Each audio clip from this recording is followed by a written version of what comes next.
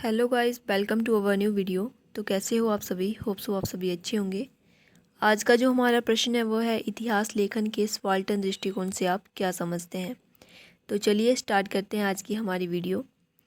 Subaltern studies परियोजना के प्रमुख प्रस्तावक और विचारक रणजीत गुहा के संपादन के तहत शुरू में प्रकाशित संस्करणों की एक श्रृंखला को दिया गया शीर्षक है।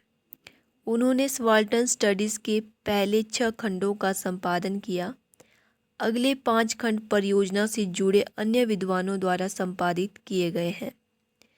शुरू से ही सबाल्टर्न स्टडी ने यह रुख अपनाया कि भारतीय इतिहास लेखन की इससे पहले की पूरी परंपरा अभिजात्यवादी पूर्वाग्रह से ग्रस्त रही है। सबाल्टर्न स्टडी से जुड़े इतिहासकारों ने घोषणा की कि वे आम लोगों के दृष्टिकोण से इतिहास लिखकर स्थिति को सही करेंगे। विचारों की शुरुआत, beginning of the ideas. Subaltern studies को इसके अनुयायियों द्वारा भारतीय इतिहास लेखन के क्षेत्र में एक नए स्कूल के रूप में घोषित किया गया था। इससे जुड़े हुए इतिहासकारों ने इसे भारतीय इतिहास लेखन की परंपरा में एक तीव्र विराम बताया।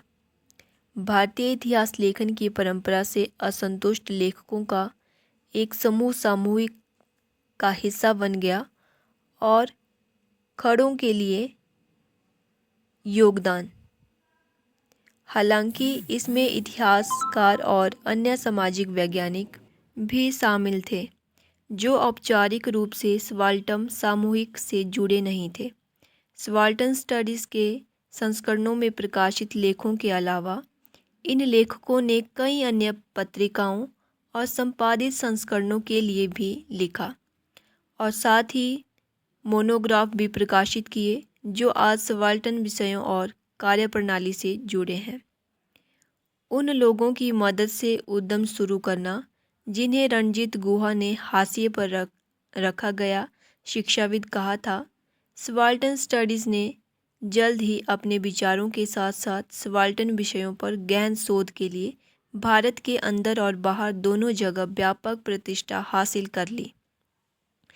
शुरुआत में इन्हें 3 खंडों की श्रृंखला के रूप में योजनाबद्ध किया गया था। अब यह चालू परियोजना बन गई है। इसके अब तक 11 खंड छप चुके हैं। इन खंडों के अलावा रणजीत गुहा ने अंतर्राष्ट्रीय दर्शकों के लिए पिछले विभिन्न खंडों से लिए गए निबंधों के एक खंड का संपादन भी किया है। हाल के कुछ संस्करणों में सबाल्टर्न स्टडीज़ में गैर भारतीय तीसरी दुनिया के देशों के विषयों को शामिल किया गया है। सबाल्टर्न शब्द का इतिहास काफ़ी लंबा है।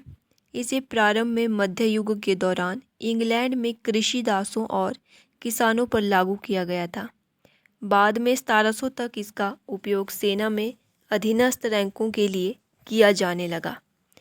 हालांकि इतालवी मार्क्सवादी और कम्युनिस्ट पार्टी के नेता एंटोनियो ग्राम्सी 1891 टू 1937 के कार्यों के बाद इसे विद्वानों के बीच व्यापक लोकप्रियता मिली।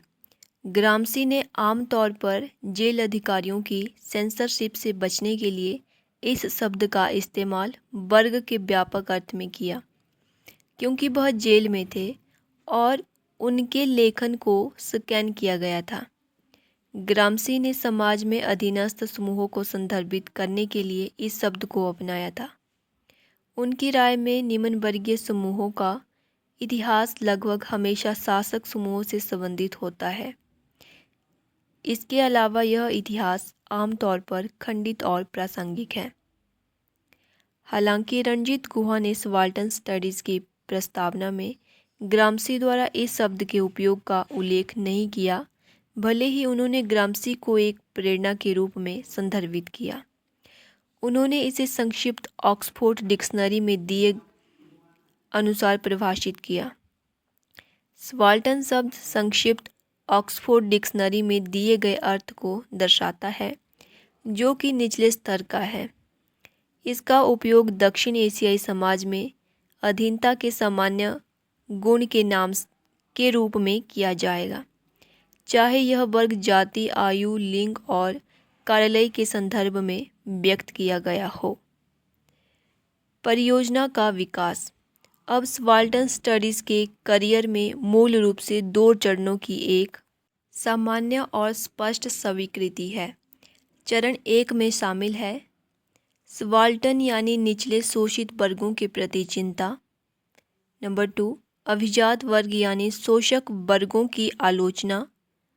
नंबर 3, और ग्रैम्शियन विचार और मार्क्सवादी सामाजिक इतिहास का प्रभाव और काम करने का प्रयास व्यापक मार्क्सवादी सिद्धांत के अंतर्गत।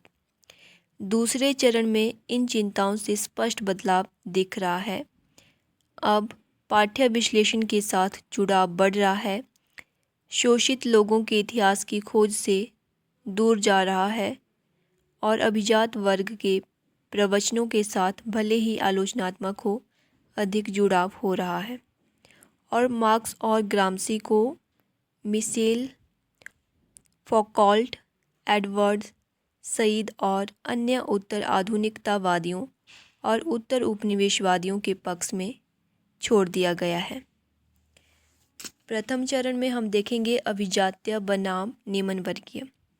सबाल्टर्न स्टडीज़ ने खुद को भारतीय इतिहास के संदर्भ में इतिहास लेखन के एक बिल्कुल नए रूप के रूप में स्थापित किया। शुरुआत में इसकी कल्पना 3 खंडों की एक श्रृंखला के रूप में की गई थी, जिसे इसके सबसे बड़े नायक और विचार के प्रमुख प्रस्तावक रणजीत गुहा द्वारा संपादित किया जाता था। विचार ऐसा प्रतीत होता है कि ग्राम्शियन विचार से सूचित किया गया था। विभिन्न प्रकार के मार्क्सवादी सिद्धांत के आर्थिक नियतिवाद के साथ साथ बुर्जुआ राष्ट्रवादी और उपनिवेशवादी व्याख्याओं के अभिजात्यवाद दोनों से तोड़ने का एक जानबूझकर प्रयास किया गया था। यद्यपि मूल रूप से भारत के बारे में चिंतित थे, सबाल्टर्न स्टडीज़ है परियोजना की कल्पना सबसे पहले इंग्लैंड में कुछ भारतीय शिक्षाविदों द्वारा की गई थी, जिसके पीछे प्रमुख प्रेरक शक्ति रणजीत गुहा थे। शुरुआत से ही इसे भारतीय इतिहास लेखन की लगभग सभी मौजूदा परंपराओं के खिलाफ रखा गया था, जिसे परियोजना का घोषणा पत्र कहा जा सकता है। उसमें रणजीत गुहा ने कम्युनिस्ट घोषणा पत्र की शुरुआत पंक्ति अब तक मौजूद सभी समाजों का इतिहास वर्ग संघर्ष का इतिहास है की याद दिलाते हुए सबसे पहले घोषणा की। सबाल्टर्न स्टडीज़ के खंड में कहा गया है कि भारतीय राष्ट्रवाद के इतिहास लेखन में लंबे समय से अभिजात्य उपनिवेशवादी अभिजात्यवाद और बुर्जुआ राष्ट्रवादी अभिजात्यवाद का वर्चस्व रहा है। कहा जाता है कि दोनों प्रकार के इतिहास लेखन भारत में ब्रिटिश शासन के वैचारिक प्रवचन से निकले हैं। अपने मतभेदों के बावजूद दोनों में कुछ चीज़ें समान थी और इनमें से सबसे महत्वपूर्ण थी उनके खातों से लोगों की राजनीति की अनुपस्थिति। उनके विचार में अब इतिहास को देखकर रिकॉर्ड को सही करने की तत्काल आवश्यकता थी। उपवर्गीय वर्गों का दृष्टिकोण। लोगों की राजनीति कई महत्वपूर्ण पहलुओं में अविभाज्य राजनीति से भिन्न थी। एक के लिए इसकी जड़ें लोगों के पारंपरिक संगठनों जैसे जाति और रिश्तेदारी नेटवर्क, आदिवासी एकजुटता, क्षेत्रीयता आदि में निहित है। दूसरे जबकि अभिजात वर्ग की लामबंदी प्रकृति में ऊर्ध्वाधर थी, लोगों की लामबंदी क्षैतिज थी। तीसरी बात, जबकि कुलीन लामबंदी कानूनी और प्रशांत थी, सबाल्टर्न लामबंदी अपेक्षाकृत हिंसक थी। चौथा, कुलीन लामबंदी अधिक सतर्क और नियंत्रित थी, जबकि सबाल्टर्न लामबंदी अधिक सहज। सबाल्टर्न अध्ययन जल्द ही नया हिस्ट्री ऑफ बिलो बन गया, जिसने लोगों के इतिहास को अधिकाधिक राष्ट्रवाद के साथ जोड़ने की कोशिश नहीं की। इसलिए इसने उन विद्वानों का ध्यान आकर्षित किया जो उत्तर औपनिवेशिक राज्य में सन्निहित राष्ट्रवादी दावों से निराश हो गए थे। इसके दूसरा चरण की बात की जाए, प्रवचन विश्लेषण। इन वर्षों में सबाल्टर्न अध्ययन के दृष्टिकोण में बदलाव शुरू हुआ। उत्तर आधुनिकतावादी और उत्तर उपनिवेशवादी विचारधाराओं का प्रभाव अधिक स्पष्ट हो गया। हालांकि गुहा, पांडे, अमीन, हार्डीमैन, हेनिगम, सरकार और कुछ अन्य लोगों के साथ सबाल्टर्न पर जोर दिया जा सकता है, लेकिन पार्थ चटर्जी के कार्यों में उत्तर उपनिवेशवादी प्रभाव शुरू से ही प्रकट हो गए थे। उनकी प्रभावशाली पुस्तक nationalist thought and colonial world 1986 ने एडवर्ड सईद के उत्तर औपनिवेशिक ढांचे को लागू किया, जो औपनिवेशिक शक्ति ज्ञान को जबरदस्त और अनूठा मानता था। इस अवधारणा के रूप में सबाल्टर्निटी को भी पुनर्परिभाषित किया गया। पहले यह अंदर और बाहर दोनों जगह प्रभुत्वशाली वर्गों के विरोध में उत्पीड़ित वर्गों के लिए खड़ा था। बाद में इसकी कल्पना उपनिवेशवाद, आधुनिकता और ज्ञानोदय के विरोध में की गई। बाद के संस्करणों में सबाल्टर्न समूहों से संबंधित विषयों पर शोध लेखों की संख्या में भी कमी आई। पहले कहा जाता था कि कुलीन राष्ट्रवाद अपने प्रोजेक्ट के लिए लोगों की पहल को हाईजैक कर लेता है। अब राष्ट्रवाद की पूरी परियोजना को केवल औपनिवेशिक का एक संस्करण घोषित किया गया है।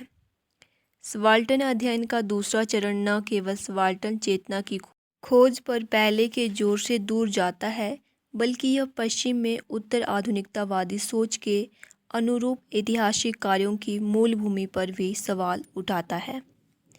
तो गाइस, ये थी आज की हमारी वीडियो। आशा करती हूँ आप लोगों को वीडियो अच्छी लगी होगी। प्लीज़ वीडियो को लाइक कीजिए, कमेंट कीजिए आपको वीडियो कैसी लगी।